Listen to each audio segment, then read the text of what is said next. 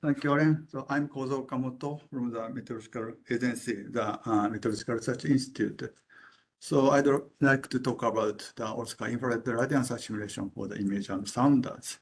So first of all, thank you for giving me this very good opportunity to introduce my research. And also, I'd like to thank my co-authors from the JMA. Doesn't move. Okay. And so this is the content of my talk today. So first, I'd like to explain the background of our studies. So unlike the other presentation I have ever made, so I'd like to spend much more time in this part because I think most of you are not familiar with the satellite data simulations. And in the second, I explain the assimilation procedures. And thirdly, I show you some data simulation experiment result. And fourthly, I did the sensitivity experiment to assess the effect of what we developed. And finally, I summarize my talk. And if I have time, I show you some ongoing challenges and the future plans. Maybe, okay.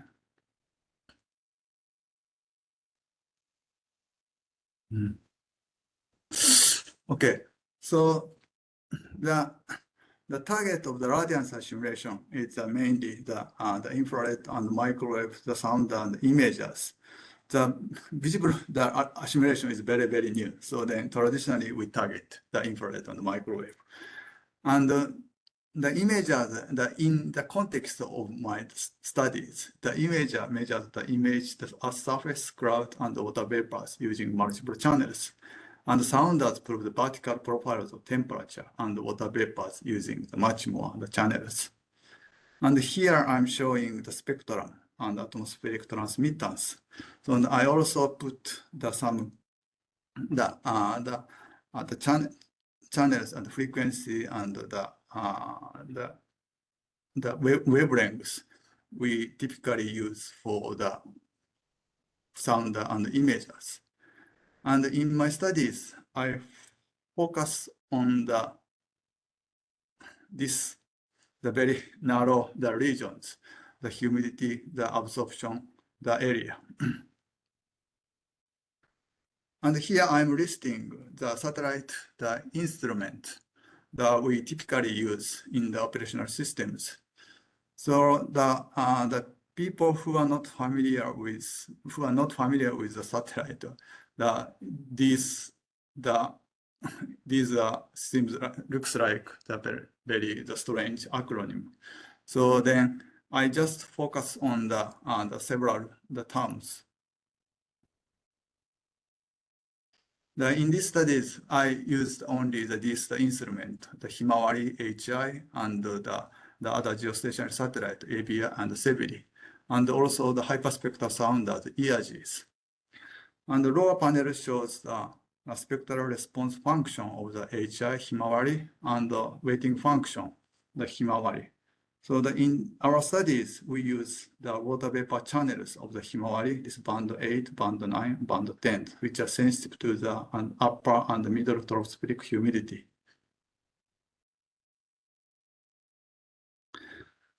And I just briefly explain the traditional infrared radiance assimilations.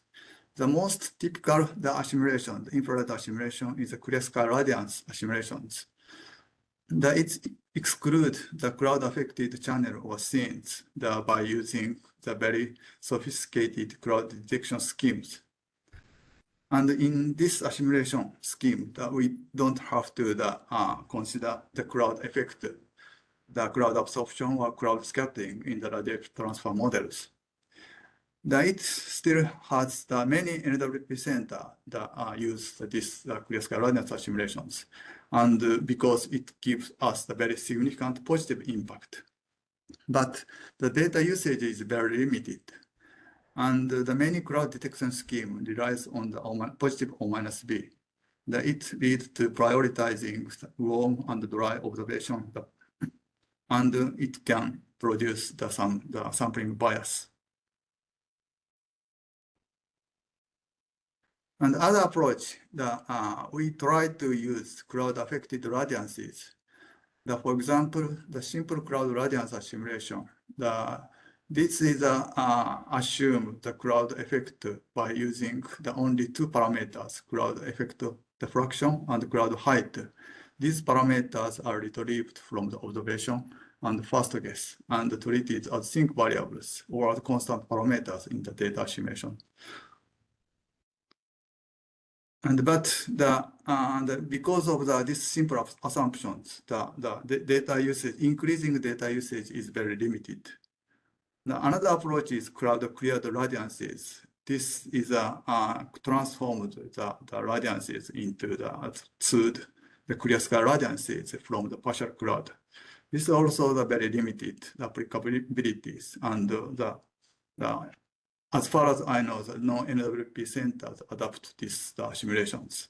So either approach has very limited applicabilities. So we also have to keep the cloud detection schemes. So now we are coming to the all sky assimilations. I like Arendt's definition of the all sky assimilations. The all sky radiance assimilation uses the all observation directly at the radiances, whether they are clear, cloudy, or precipitating, using models that can accurately simulate cloud and precipitations. In that sense, the all sky radiance assimilation requires RTM, the forecast model, and the data simulations that can accurately simulate the cloud or cloud effect. So recently we have seen the progress in the microwave all skies. It gives us the very significant positive impact. The reason why this peaks the benefit is the increasing the number of the observation and reduce the sampling bias, and also it can enhance the dynamical state in addition to the temperature and water vapor state by tracing water vapor and hydrometers. Then the Harvard infrared all skies. I think this infrared all sky also can provide this benefit. So I believe infrared all sky that should be more beneficial than traditional infrared radiance assimilations. So I listed the many reasons in addition to the fact I just mentioned, but I just want to add the all sky assimilation can help the evaluation of the model cloud process, because we have to closely examine the O-B in the cloud situations. So there are many encouraging results. So, but most of these encourage very good results. The research has been done in the research-based regional systems, and there are very few studies using operational-based global systems. So our target is the all sky infrared assimilation using the global data assimilation systems. So so far we have done many things. First, we examined the reproducibility of the all sky, and then we developed many procedures. And we assessed the impact of the all sky from the Himawari, the imager, HI imager, and the METOP EIG hypersounder. And recently we extended that to the other geosatellite, MSG Severi and GOES ABI. Now today I give you the summary of all of these development and results.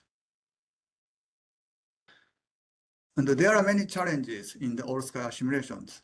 For example, the low reproducibility and the strong nonlinearity and non-Gaussianity and the large variability and zero gradient problem. So most of these problems are common in both the microwave all sky and clear sky all skies. So we can exploit the heritage of the all sky, the microwave assimilations, which is already implemented in the GMS systems. But this is not enough for the all sky infrared. So then we developed the new schemes, especially the cloud-dependent quality control and the bias correction and observation error models.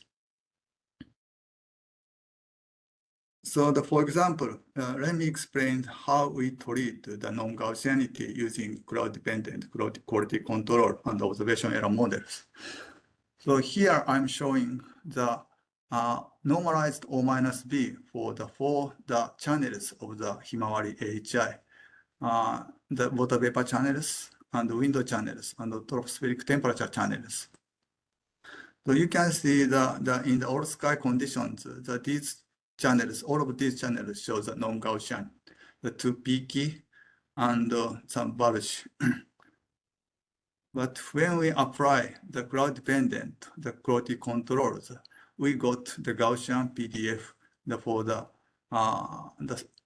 water vapor channels, which has the very sensitive to the high upper tropospheric the humidities.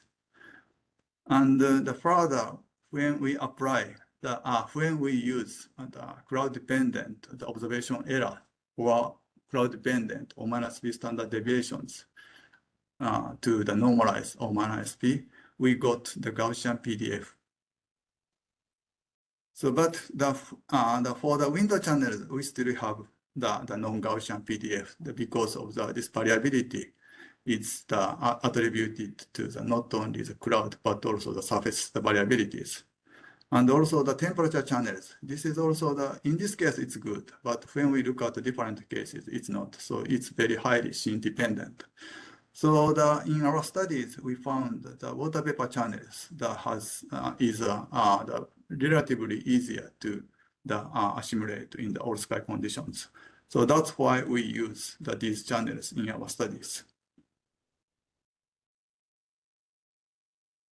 And now I move on to the second part, assimilation procedures. So first of all, let me explain our fundamental strategies. That's we take the very conservative approach that's doable in the operational system. I mean, we assimilate only the all sky radiance observations that our system will simulate. Otherwise, we exclude those data or correct or downweight.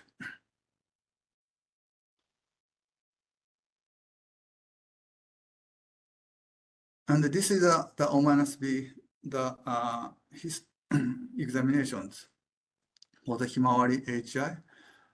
So the left panel shows the monthly average O minus B distribution, and the right panel shows the O minus B versus the observations. Now you can easily find our system shows the very significant negative bias.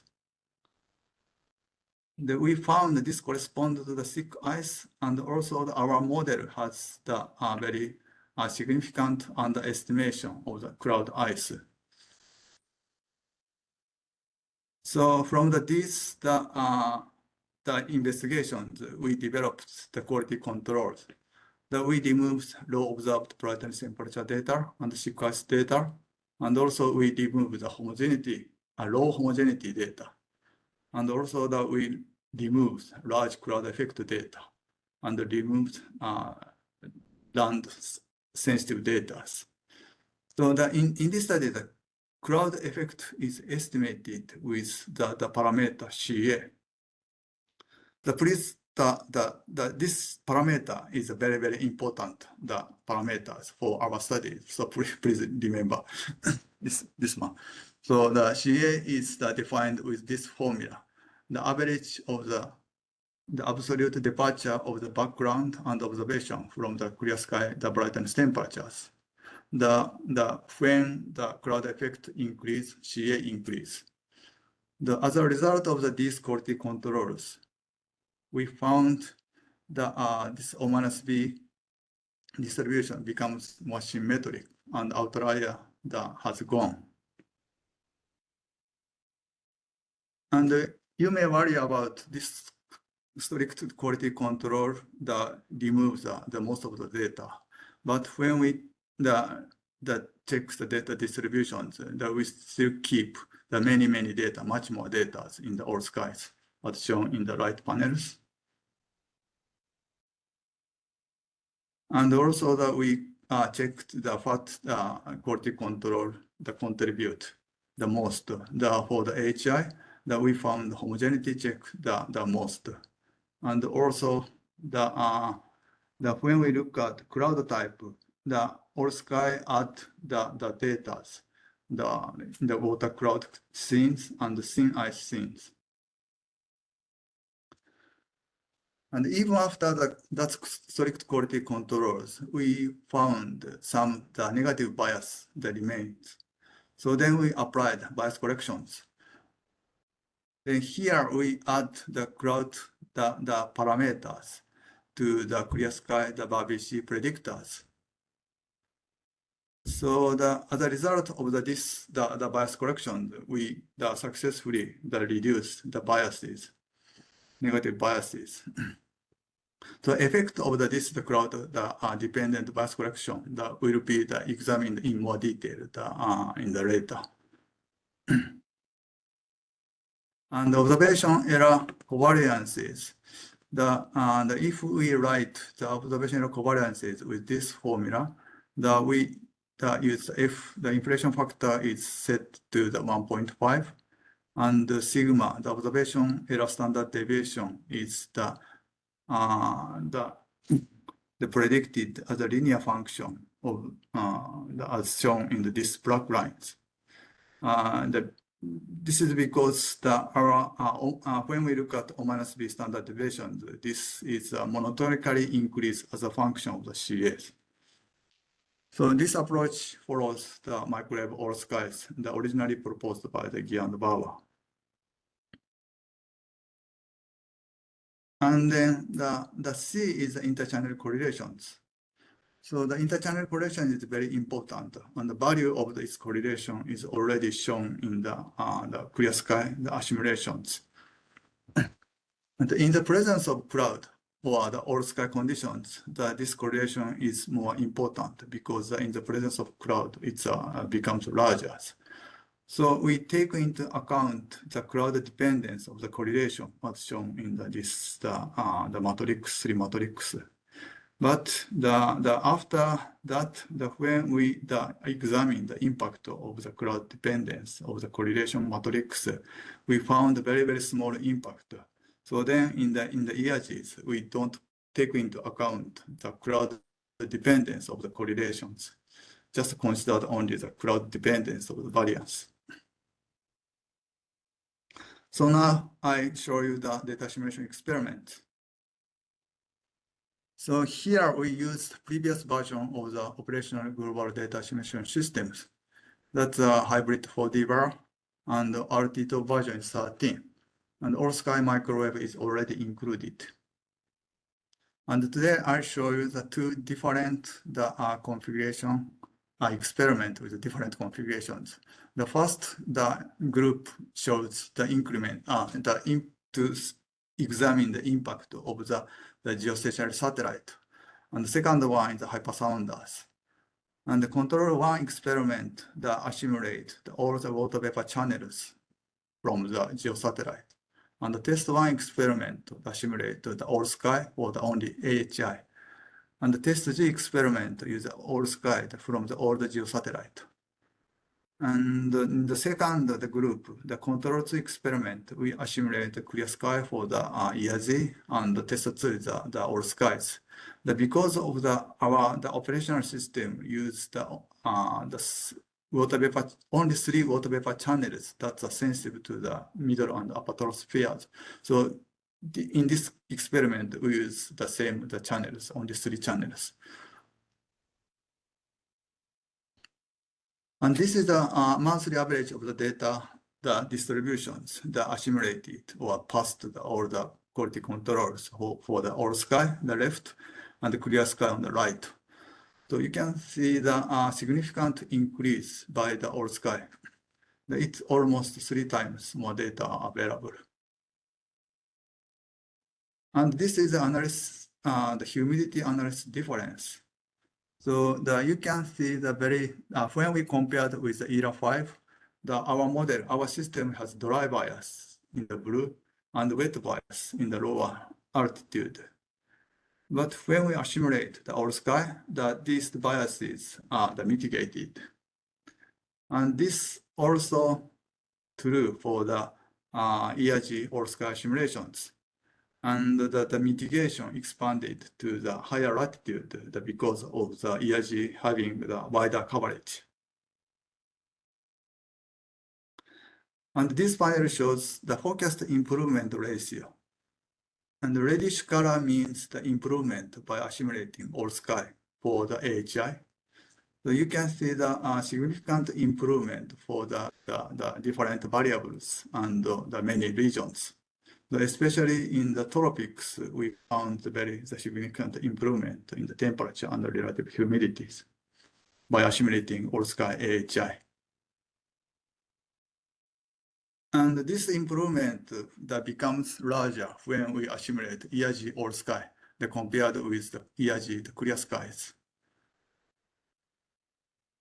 And when we compare with the AHI all skies, we found another the improvement in the wind field. We think this is because the increasing the improvement in the temperature and the relative humidity field that propagated to the wind field through the geostrophic balance and the tracer effect. And we extended our all sky to the other geosatellite. But at the first experiment, we found the improvement in tropics, but degradation in the northern hemispheres. So the way that examined what caused this degradation. So then we found some increased allocations for the temperature or the humidity or cloud. So then we suppress the impact increment on those data in the particular regions. So and also that we introduced the new bias correction, the predictors, to mitigate diurnal change in the model bias. So as a result of these new procedures, we get the improvement in the tropics and mitigate the degradation in the northern hemisphere. And then I show you some sensitivity experiment result.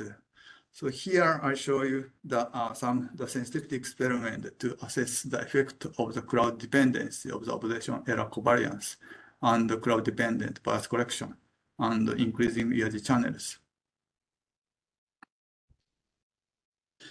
The first observation error covariance. In the standard all-sky simulation experiment for the AHI, as I said earlier, we used the cloud dependent, the variance and the correlations. And in the new experiment, we ignore the correlations. And the second new experiment is that we considered the correlations, but we ignore the cloud dependence of its correlations. So this is the result. When we don't consider the correlations, we got significant degradations as we expected. But the second experiment, it's a little bit unexpected. Even if we don't consider the cloud dependence of the correlations, it shows a very similar result, not so much big difference. So now we consider this is because the cloud dependent variance is very important, and the cloud dependence of the correlation is not as important as the variance. This result is supported by the other studies. My colleague Ishibashi-san examined the flow dependence of the error covariance for the microwave all skies. He also shows the importance of the flow-dependent variances, but the very small impact from the flow-dependent correlations. So he speculates the cause of the result is the very smaller change in the correlations with increasing flow dependence, they considered with the variances, flow dependent variances.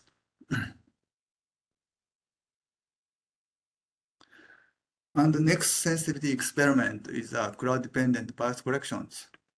So as I said earlier, in the standard, the all-sky assimilation experiment, that we add the crowd-dependent parameters CA to the clear sky, the bias correction predictors. So here we tested the two, we made two new experiment. The first one is that we use the predictors as the clear sky, the bias corrections. That means we don't consider crowd dependence. The second experiment, we use a different formula. The following the Atkins research, that we use observation itself. It's considered crowd dependence. So this is the result. Both new experiment shows the improvement in the relative humidity field. But if we don't consider the crowd dependence, the temperature and wind field becomes much worse. So this is because we think that if we don't consider the crowd dependence of the BABC predictors, the negative O minus B remains. So the analysts that try to increase give them too much the moisture in the analysis field. So that makes the backlash in the temperature and the wind field. But when we use the crowd dependency with the different formula, it shows the very similar result. So then from this experiment, that we think the crowd-dependent predictors are important. These results are supported by several studies. But some studies against this result. For example, our previous studies does not clear impact from the bias correction, whether crowd dependent or not. But in these studies, we use the different data simulation systems based on the convective scale data simulations. So I think that the effect of the crowd dependency in the bias correction is highly dependent on the model biases. If model crowd bias has large, we have to consider some crowd dependence in the bias corrections.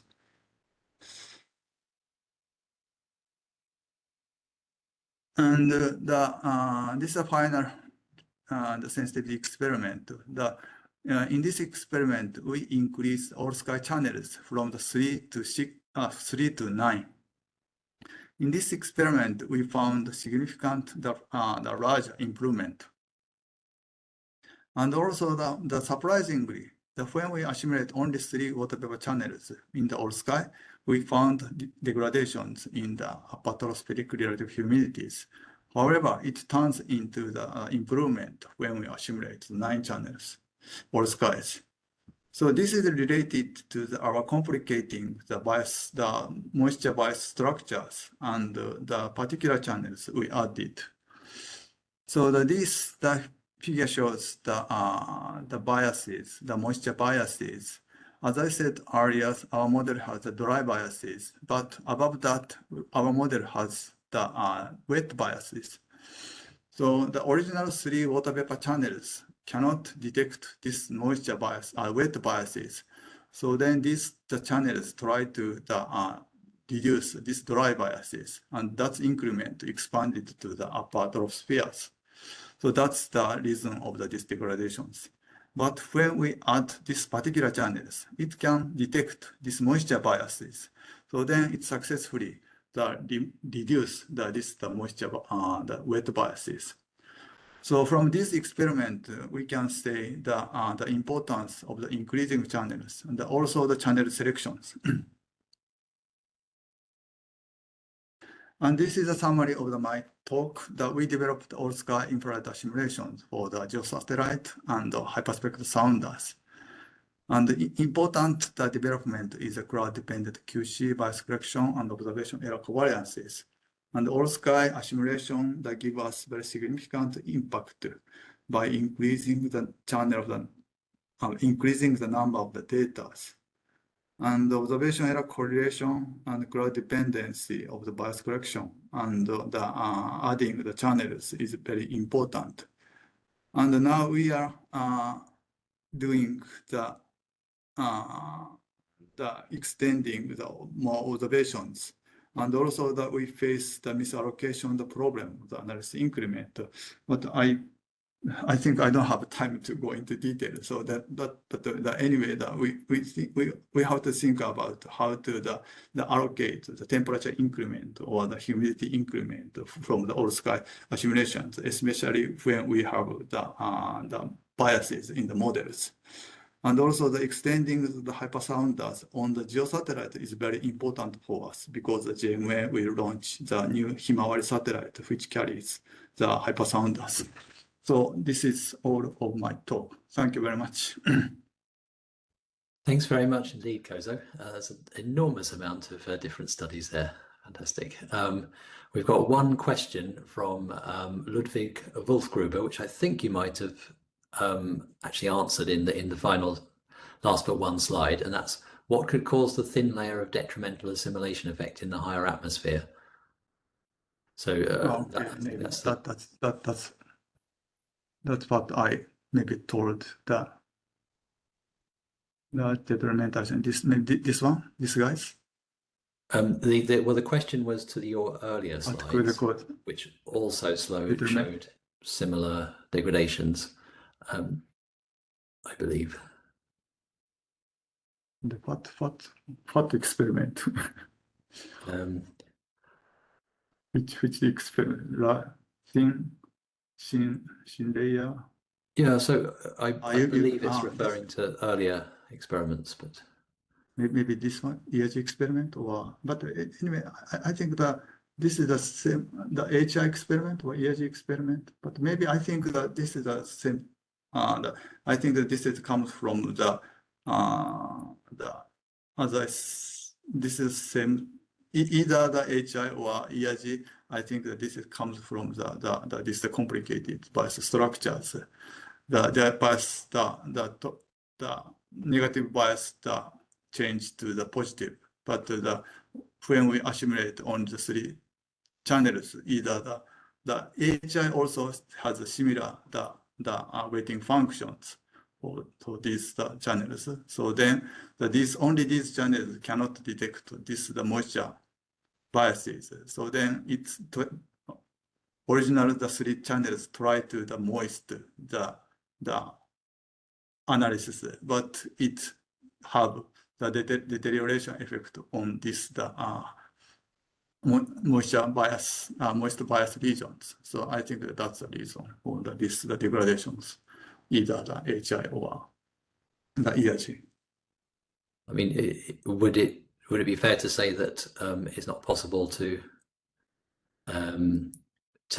because the weighting functions, say of channel 3207 here, don't extend into that region, it must be the background error covariances that are spreading. Yeah, exactly. Yeah. Right, and so they're constrained by observations if you have them. Yeah. We have to put the direct information from the observation. Yeah. I don't think we have any more questions on the YOPAD, but I would really like to ask one question of my own, which is the JMA model for a long time has had this ice cloud bias in the upper troposphere that you have to heavily work around with your quality control. The ultimate promise of all sky data assimilation is to start fixing some of these model biases. Are you doing any work in that direction yet?